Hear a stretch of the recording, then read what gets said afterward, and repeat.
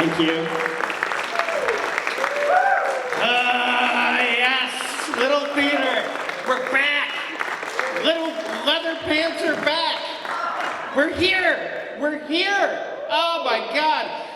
Thank you guys. Thank you's out of the way first. Thank you for the Little Theater. Thank you to David Parmley and the board of directors for letting us do this. This is sick. Thank you to my fellow comedians, Danny Orvac, Elliot, Trisha Marie. They were awesome. They're amazing. And thank you to you guys for showing up. Thank you. We appreciate you. It's a very special night.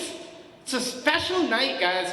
So I need everybody to do me a favor, okay? I need everybody to look under your seats. Look under your seats. That's right. You're getting nothing. You're getting nothing. You're getting nothing. We're on a stand-up comedy budget tonight, people. No one's getting anything. Yes. Oh, my God. I'm sorry. I didn't mean to get any comics here excited that they were getting a new car. Because, if you're a comic, you know you drive ridiculous distances in vehicles you probably shouldn't drive ridiculous distances in. I drive a 2016 Kia. Hold your applause. Yeah, I drive around a lot. I listen to music. I don't understand people who don't listen to anything while they're driving. Like, no podcasts, no audiobooks, no music. They're just alone with their thoughts, man. That's terrifying. No, thank you. Man, if I listen to the radio sometimes. I do. I think it's very weird that they call an entire genre of music oldies. Let alone like an entire radio station oldies. I think that's very weird, man. Because imagine, you're driving, you're feeling good, windows are down, your tunes are cranking, and then the DJ comes on. You're listening to oldies. It's 3:30 in the afternoon. It's almost time for your dinner, you Jurassic piece of shit. Here's another song you grew up with. You're old as dirt. Use promo code old as dirt to get 20% off a new hip. Thank you for listening to Oldies. You'll be dead soon. Oh, Lord. I guess I should introduce myself before the train really leaves the station. Hi. Guys, you all know me, but my name's John Bubble. Yeah, man, I love performing for you guys because you know that's my real last name. Like, whenever someone meets me for the first time, they're like, hey, is Bubble your real last name? Why would I pick that for myself? Guys, why would I inflict that on myself? Like, looking the way I look, my name does me no favors. Like, I'm aware how I look. I look like I buy underage kids beer so they'll be my friend. Like, I look like dollar store George Costanza, is what I look like. But, like, I hate my name. It limits what I'm able to do with my life. Because, like, I can't be a doctor with that last name. Dr. Bubble? Who wants a terminal cancer diagnosis from a Dr. Bubble? Like, if I were the patient, I'd be like, could one of your colleagues with a less cartoony nickname please give me my cancer diagnosis? Dr. Bubble, it sounds like a Mega Man villain. Mega Man fans, love you guys. I can't be a judge. All rise for the Honorable Judge Bubble. They'll laugh me out of the courtroom, guys. All I can be with that last name is one of the adults on Sesame Street. That's That's my true calling. Man, it's so good to be back here at the Little Theater. It's so awesome to be on this stage again. And I want to clue you guys in on something.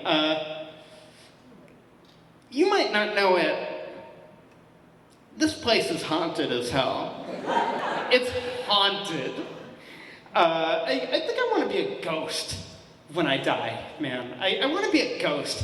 Because, like, those little old Victorian ghosts that are hanging out in the corner of your room that are just like, I died of cholera. They're gonna retire soon, right? They're gonna want to rest in peace. There's gonna be a ghosting vacancy. And I think I'm gonna fill it.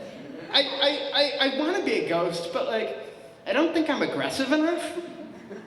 Like, some kid's gonna wake up at 3 in the morning, there's gonna be a ghost in the room, it's gonna be me. Instead of being like, boo, I'm gonna be like, what's your Wi-Fi password?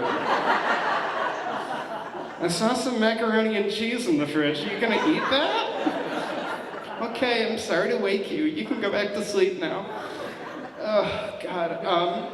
Dude, when I was growing up, and like recently, a big thing around Halloween was people or parents were concerned that kids were gonna get weed in their Halloween candy. Yeah, I don't imbibe anymore, but when I did, the last thing I wanted to do was share it, especially with kids. But like, what's the worst case scenario? You know, kid gets the munchies, the Beatles sound better, and they fall asleep by 8:30. Like, that's a dream scenario, dude. If I were a parent, I'd pray that my kids got weed in their candy. So I do love horror movies a lot. And I like streaming horror movies, but like, I'm also too cheap to pay for the plans that don't have ads. Yeah, dude. So occasionally, like, the scariest parts of these movies will be the jump cuts to the commercials. Because it's always like 5 decibels louder than the rest of the movie. Like, I was watching this, some of them make no sense. I was watching this movie, The First Omen, recently. It's pretty solid, recommend. But, you know, there's like a pretty graphic birth scene, and it jump cuts in the middle of that to a Chick-fil-A commercial. I thought that was really funny. But, man, like, and they always cut at like the weirdest times too. Like, the killer's chasing someone, they turn around, their eyes get really wide, and then someone's yelling at me that I might have mesothelioma. It's weird. Like, I do think my least favorite kind of person, though, is like the parent who's like, oh, I watched my 5-year-old's favorite movie with them this weekend, Texas Chainsaw Massacre. That's not your 5-year-old's favorite movie, Tiffany. That's not their favorite movie. If they're gonna be weird, let them discover it on their own, right? If they're gonna, don't push your weirdness onto them. Don't expedite the process. Like, being weird as a kid gets you bullied. It doesn't get you laid until high school. And even then it's a struggle. Even then it's a struggle. Man, I don't understand, like, little old grandmas who are like, Taylor Swift, she dresses too provocatively. She should set a better example for the children. You know, I don't get that. Really, Ethel? Who were you listening to when you were young? Oh, Jerry Lee Lewis. Okay, is marrying your 13-year-old cousin a good example? I don't think so. But like, people who are like, oh, we should go back to the 1950s, make music clean and fun again. they had two different kind of songs in the 1950s, okay? One of them was Johnny died in a car crash and he's never coming home, right? They were obsessed with dead kids in the 1950s, obsessed with them, right? And the other brand of song was just a variation of, hey little girl, you're just 14, but I think I'd like to fuck you. Stay away from the coloreds and take me home to meet your mom and dad. Oh God, I love that joke. Lord. So yeah, I was a theater major growing up in college initially. That led to like a really great career in customer service. Yeah, dude. Excellent career in customer service. I had some really, really bad jobs. So one of them, I guess I should preface this by saying sometimes I say you too in inappropriate scenarios. Okay? So, yeah, wait for the joke. It gets better, dude. It gets better. So, sometimes I say you too in inappropriate scenarios. And I was on the phone with this guy. I was working at a student loans processing center. And I'm on the phone with this guy. He can't pay his loans. And he's on the phone with me, so clearly something's wrong. You know, and he can't pay. And I'm like, all right, you know, is there anything else I could do for you today? I'm on the phone with him for like 10 minutes, going in circles. Is there anything else I can do for you today? And he says, no, but I hope you die of ball cancer. And I say, all right, you too.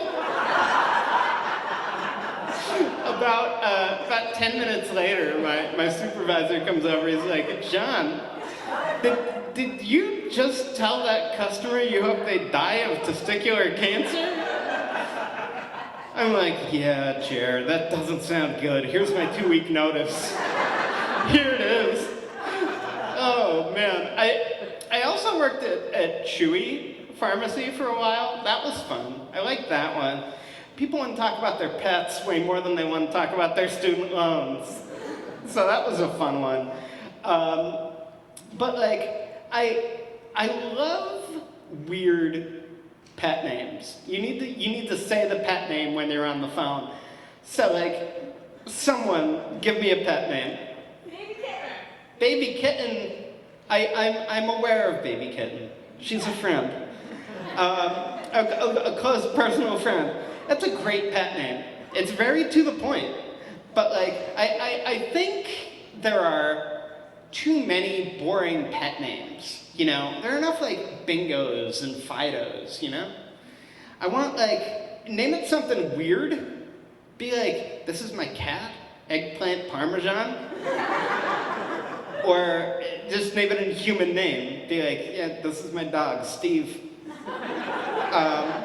I love the human names on the phone because up to a certain point, you think you're having a conversation about a person if you're overhearing it.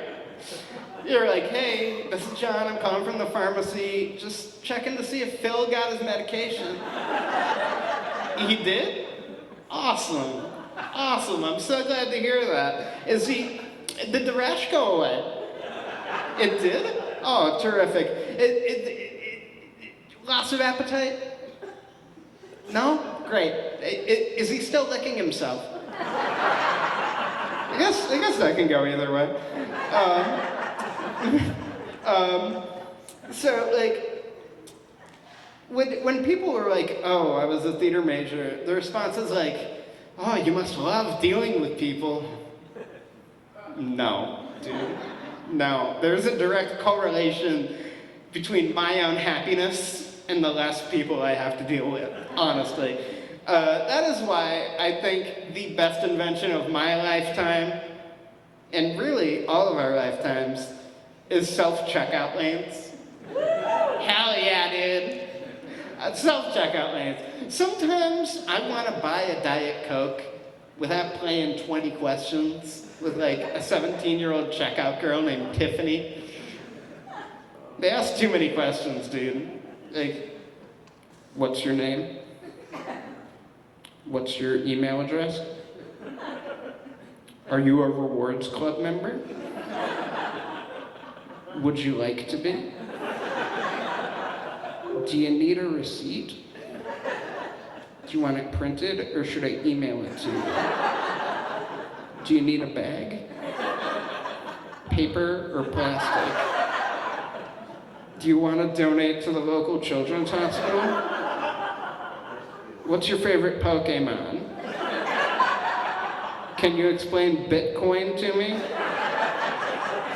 Oh, Lord. But, like, I'm never as conflicted in my life as when I see a child on a leash in a supermarket.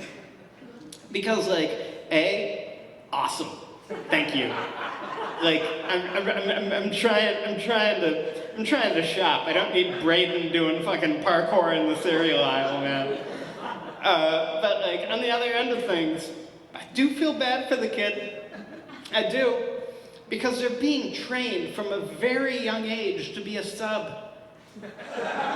Yeah. I'm not here to diminish the importance of subs in the kink community. That's not what I'm here to do. But, like, what I am saying is being a dom is where the money is. And they're setting that child up to fail. And I don't really think that's very fair. I don't.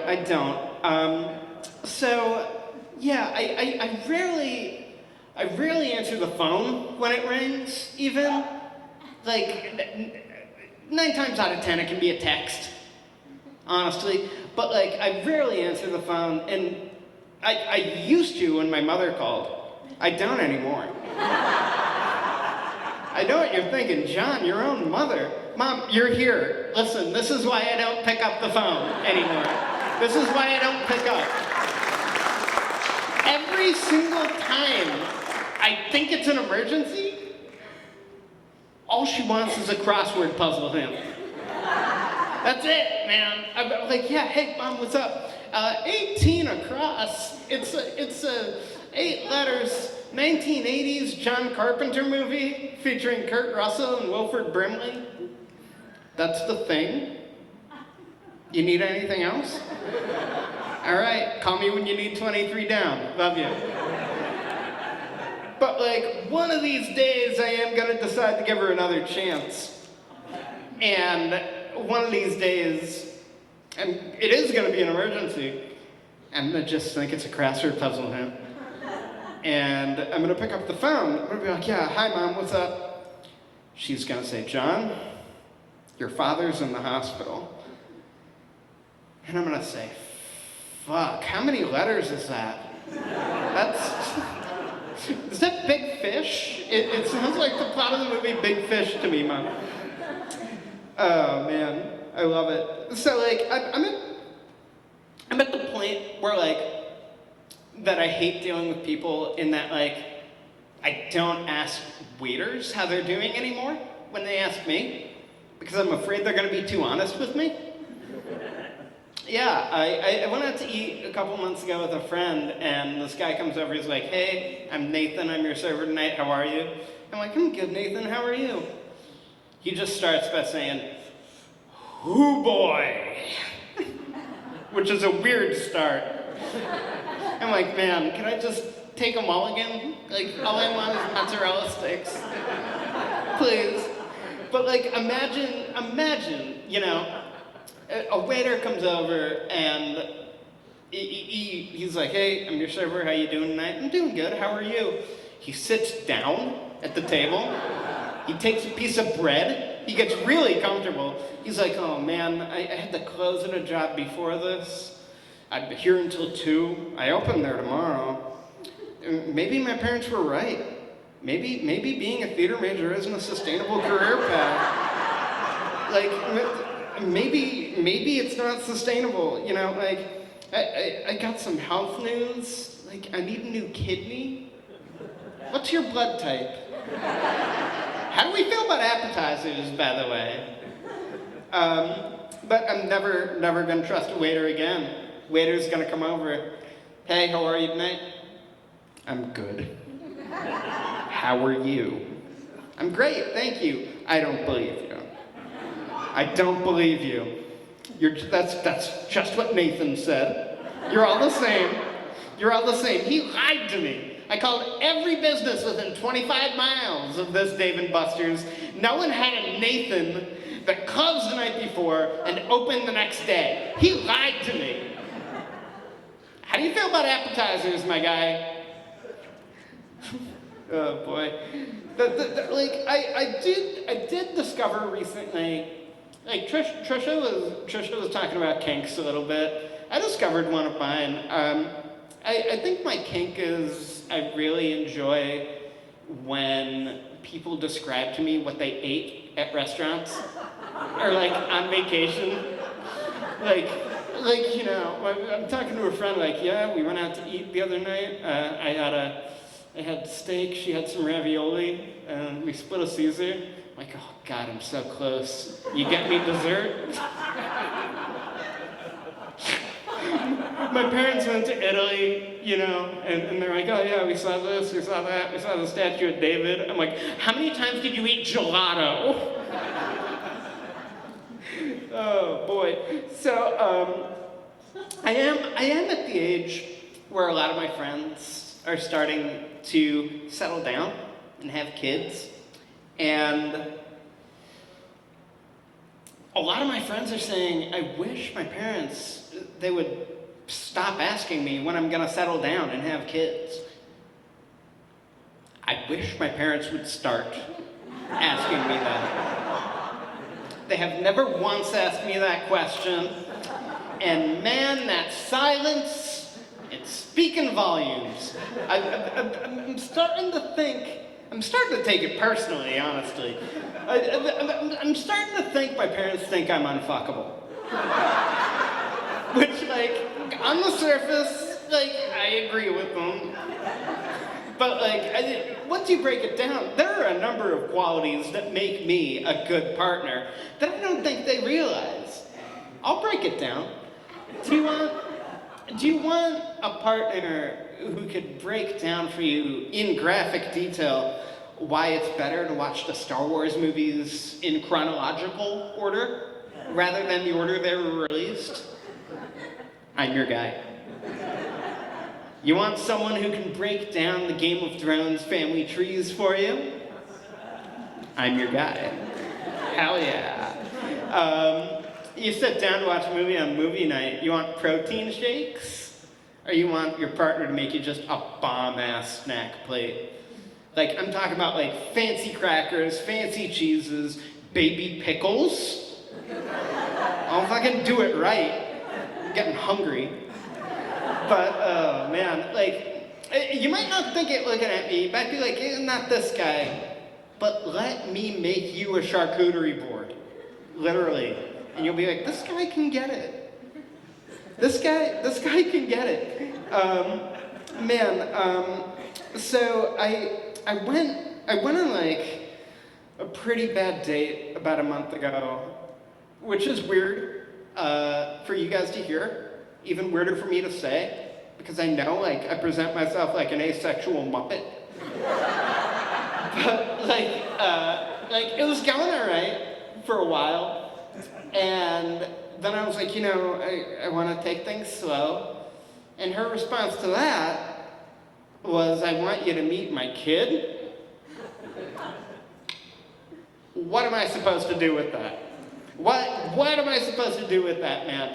Like, I sat there, I was polite, I paid the check, but like mentally, there was not going to be a date too. Like mentally, I was on my couch watching The Simpsons. Truly. But I should have asked questions. I should have been like, oh, is the dad in the picture? Or, oh, how old is he? Or, oh, does he have a Switch 2 yet? She'll come downstairs, babe, I just put the kid to bed. You know what time it is? Hell yeah, I know what time it is. Time for Mario Kart. Boot it up, I'm Yoshi. Let's go. Let's go.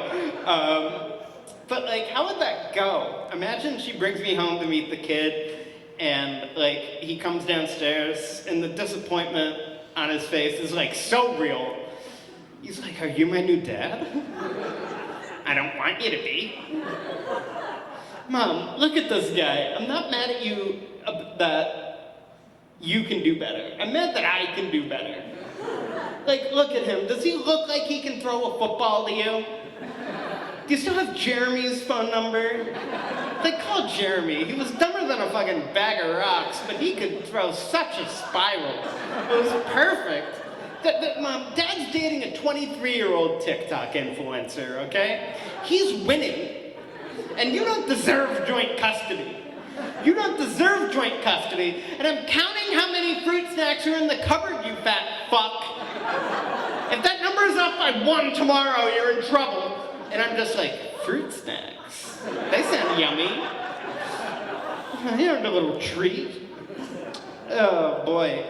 But like, imagine if I were like, yeah, I'll meet your kid, and she takes me home, and she just takes an urn off the mantle, and she's like, "This is Joseph." And I'm like, "Oh, I'm so sorry, but thank God." Like, my primary concern went from don't ruin this kid's life to don't knock him over. And if I did, no big deal. You know, like, I know how to use a vacuum cleaner, I know how to use crazy glue, and I know how to keep a secret. So we're okay. We're okay. I'm not above dating someone with kids. I'm not.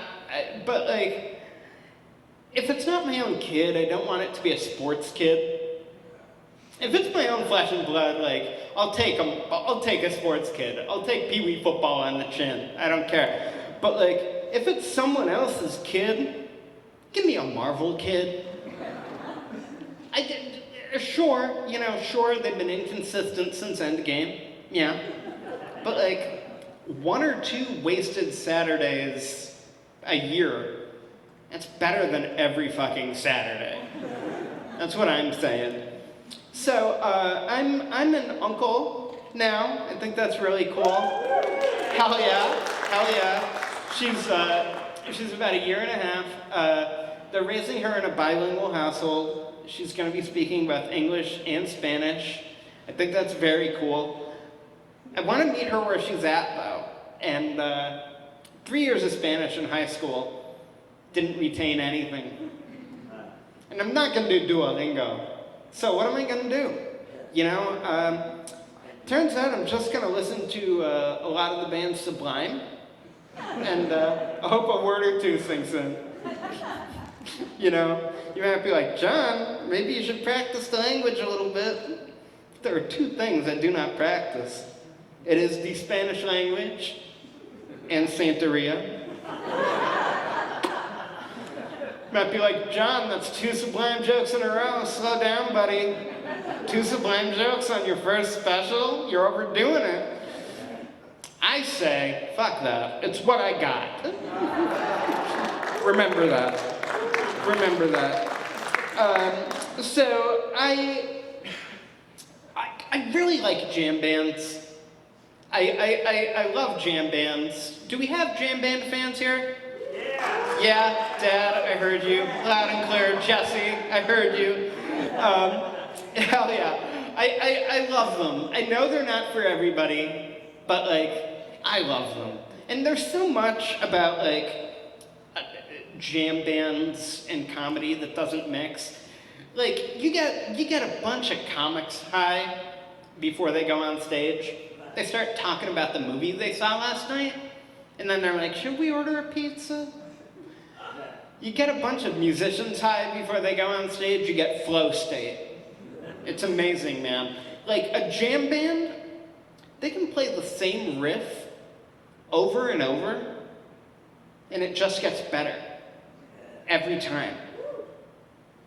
A jam band can play the same riff over and over, and it just gets better every time. A jam band, no man, I'm not gonna keep going with that, but I could just do that joke for 45 minutes. You're lucky, I'm feeling generous.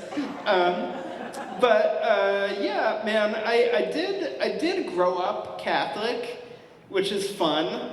I'm Reformed. It's okay. It's okay. But man, the last Mass I went to, it was exhausting. Man, I needed a nap halfway through. Truly, I needed a nap halfway through. Stand up, sit down, stand up, sit down, shake hands, form a line. Right foot, 2 stomps. Left foot, 2 stomps. It's the world's worst game of Simon Says. There's never a winner. Never a winner. Oh my God. But like, I do have a suggested punch-up for the Catholic Church. I do think that, like, it's time for a little bit of a mix-up. Change the menu. They've been serving the same stale-ass wafers for centuries, guys. Give me some nice dipping sauces. Today's body of Christ is served with a lovely lemon pepper aioli. Like, is this free-range Jesus? Is my body of Christ farm to table? That's what I want to know. Oh boy. But man, like, so I am 34 now. It's my birthday today. Hell yeah. But what I was last year was my Jesus year. I made it through. For people who don't know, the Jesus year, that's the year he left his house and started performing miracles. People would say to me, like, are you excited for your Jesus year? No. It's the year he left his house. Also the year he was fucking crucified, gang. I'm not ready for that. My entire year I was terrified of anything T-shaped. Terrified.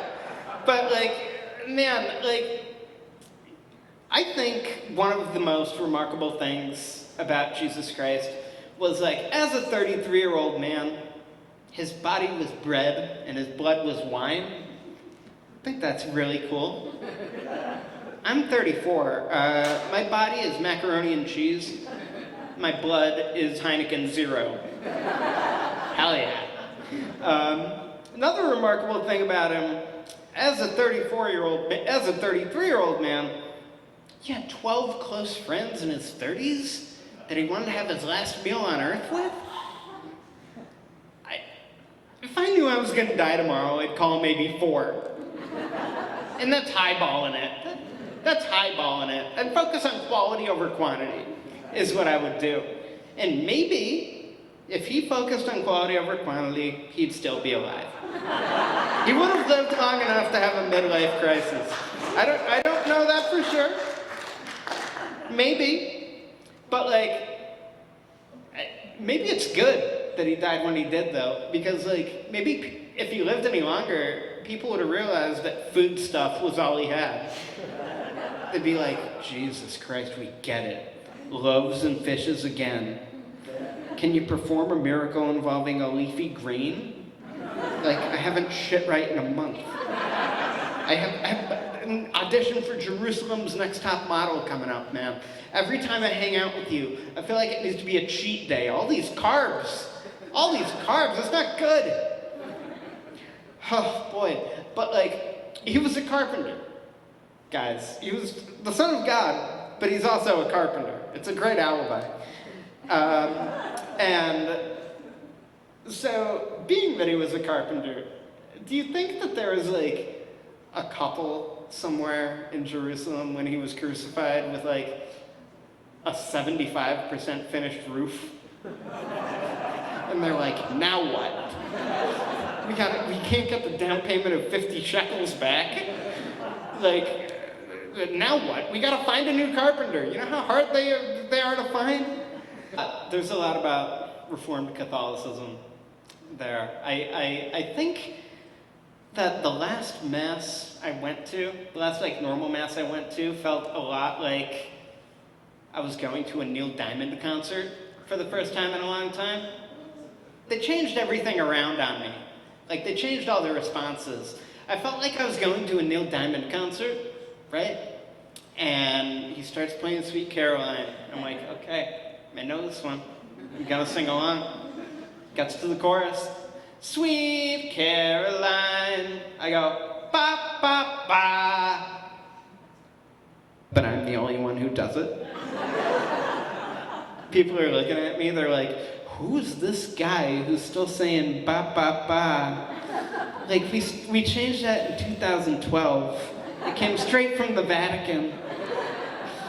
Oh boy. I did, while we're talking about growing up, I guess we should talk about The Big Lie for a second. I call it that. You might know it as the Pizza Hut Book It program. I'll get into it. For those who don't know what that is, so basically you would read 5 books, you'd slap a coupon down on the counter of a Pizza Hut like you own the place, and they'd give you a free personal pan pizza. I think that's awesome. It's a great way to encourage children to read. But dude, it is not sustainable. It's not sustainable. Like, reading doesn't always equate to pizza. Like, I've read War and Peace. They should have given me a franchise for that one. Yeah, I'm one of the most well-read people I know. I'm also one of the hungriest. So that doesn't check out. That doesn't check out, man. Like, when the summer I found out that reading didn't always equate to pizza, I honestly took harder than finding out Santa Claus wasn't real. For real, I came downstairs, summer going into 3rd grade. I said to my parents, like, yo, guys, I've read 7 Goosebumps books so far this summer. Now, by my calculations, and I could be off, I got a C- in math, it's not my strong suit. I could be off, but I think I was owed a pizza 2 books ago. So if you want me to keep reading, there's gonna need to be some pizza, dude. And then they laughed in my face, and I went on a hunger strike. But like, I love pizza a lot. All pizza matters, but I don't love DiGiorno pizza. I don't want my pizza thinking it's better than me. It's not delivery, it's DiGiorno. Get the fuck out of here. Get the fuck out of here. Have you had delivery pizza? Like, it's delicious, right? You gotta pause Netflix once. You don't need to preheat ovens or anything, it's great. Have you ever had, like, a delivery pizza that's, like, burnt to a crisp on the bottom, but frozen in the middle? Probably not, yeah. Have you ever had a DiGiorno pizza like that? 9 times out of 10. Fucking 9 times out of 10. That's what I'm saying. That's what I'm saying. They put a mic in my hand to speak the hard truths, man. DiGiorno. Time's up. I'm coming for you. I'm coming for you. There was a commercial, like early COVID, like back when like everybody was baking their own bread and like watching Tiger King and saying like, oh, this will be over by Easter, you know. But like it was a Domino's pizza commercial. It cracked me up every time I saw it, and it went exactly like this. Give mom a break tonight. We're still open, and no one touches the pizza once it's done, but you. That's cool. You know, it's like, it was a weird time. We didn't know what to disinfect. No one wanted COVID. But it did leave us with more questions than answers. Primarily, who was touching it before? Huh? That's what I want to know. I want to see the director's cut of that commercial. What was left on the cutting room floor there? Huh? That's right. No one touches the pizza once it's done, but you. But after this pandemic is over, every single worker in our kitchen, we're gonna go back to the way it was. Every single worker is gonna drag their genitals across your pizza for a solid 3 Mississippi. But for now, no one's genitals are gonna touch your pizza, except yours if you're into that. Just wait until it cools down a little bit first. Oh boy. And so I did love pizza. I love Domino's. Another thing I loved growing up was video games. Guys, big video gamer. Super Mario Brothers, loved it. Any fans? Hell yeah, my people. Super Mario Brothers is great. End of that game bothers me a little bit though. Because you get to the castle, you save the princess, and then all it says is, "Thank you, Mario. Your adventure is over." If I were Mario, I'd be a little bit mad, you know?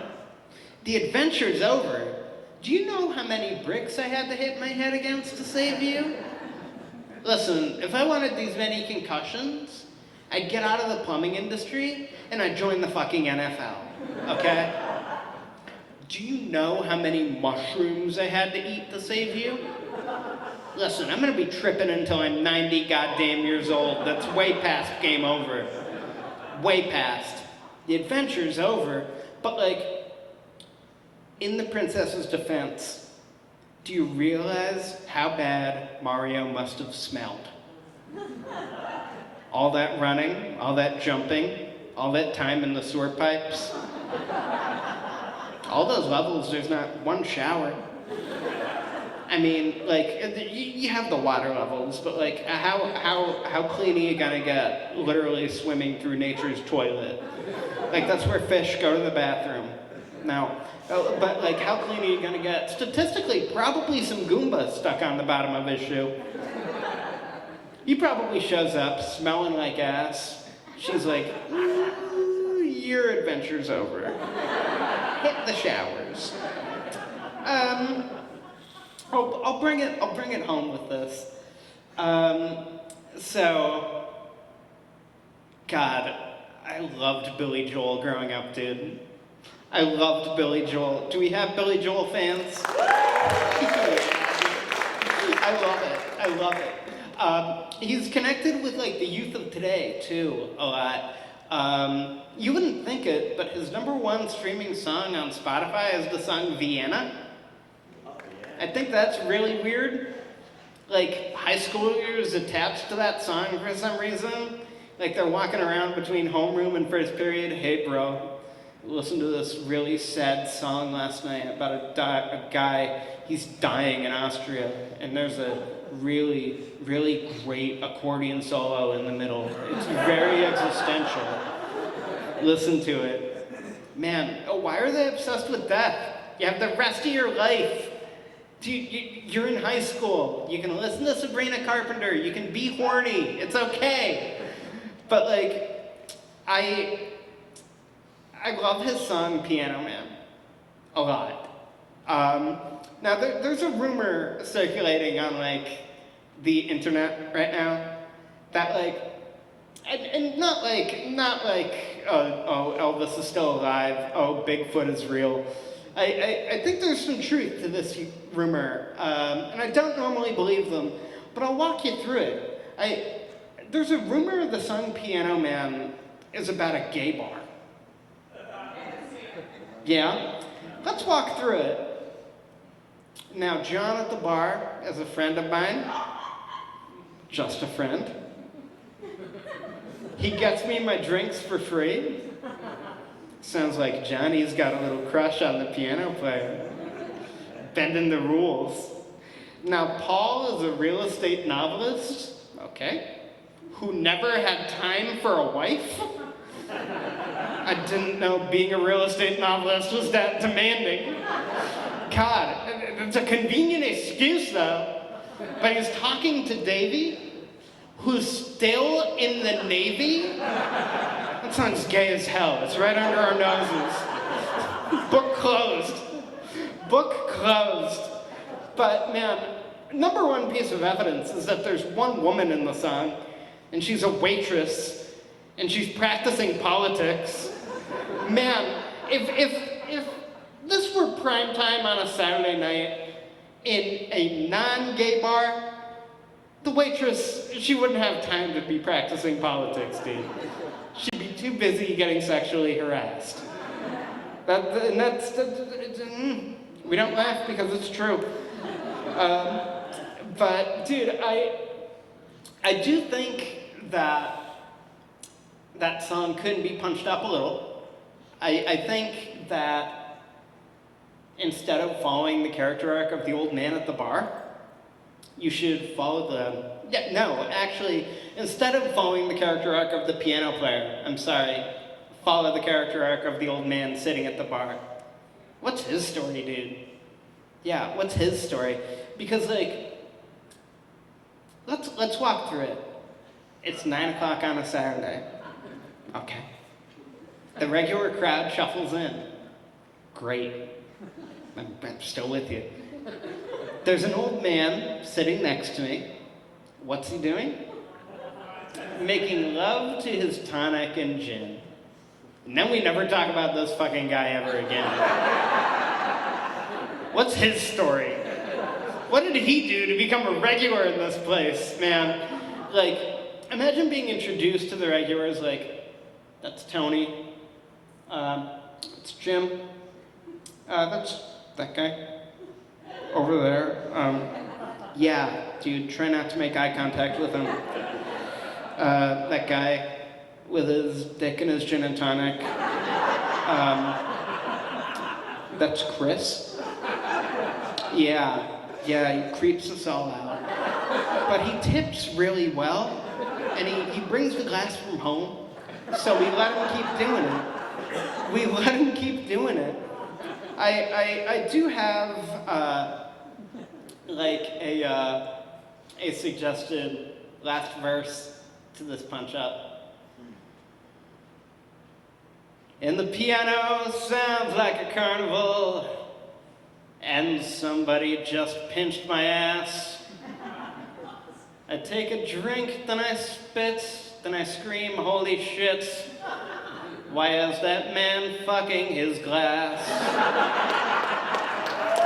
Thank you guys so much. My name is John Bubble, and I love you all. Be kind to each other, and get home safe. Love you.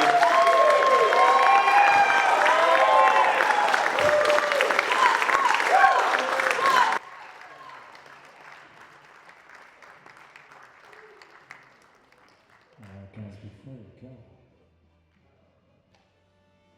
Happy birthday to you. Happy birthday.